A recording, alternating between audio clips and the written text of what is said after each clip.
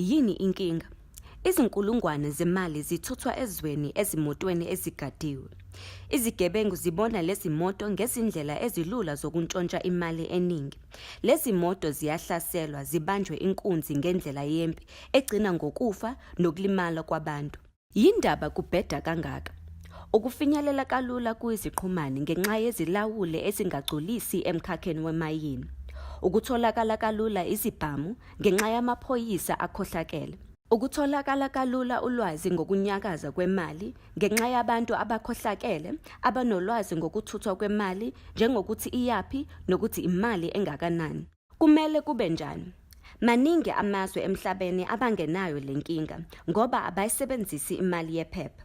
Abantu abasebenzisa amakhadi, iVisa, iMastercard emazweni amaningi kanye neUnion Pay eChina noma iMobile Money njengaseKenya neTanzania.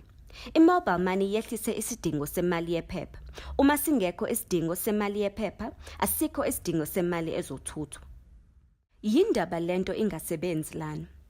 INingizimu Afrika inamabhange ahamba phambili kanye nezingqalasizinda eAfrika, kodwa abantu abaningi abakwazi ukufinyelela basebenzisa amabhange.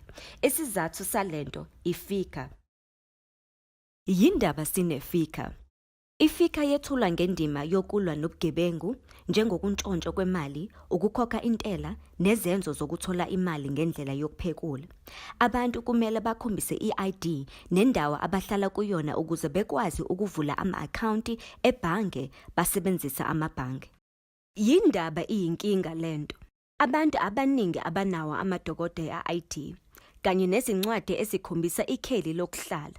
Abanye abakazi belithole idokodo. Abanye bayahlupheka emakhaya. Abanye bahlala ezindaweni ezingahlelekile. Abanye baphuma phesheya futhi abekho emthethweni. Baphoqelekile ukusebenzisa imali yephepha. Yini isiphakamiso sethu? iFICA kumele sishintshwe ukuze wonke umuntu avumeleke ukuvula i-akhawunti yebhange ngaphandle kwe-ID noma incwadi ekhombisa indawo yokuhlala. iFICA kumele isetshenziswe kuphela uma imali yomuntu ebhange ingaphezu kwa R10,000. Lokhu kufana nempesa yaseKenya lapho kukhona umkhawulo wa$1,000 kwi-Mobile Money.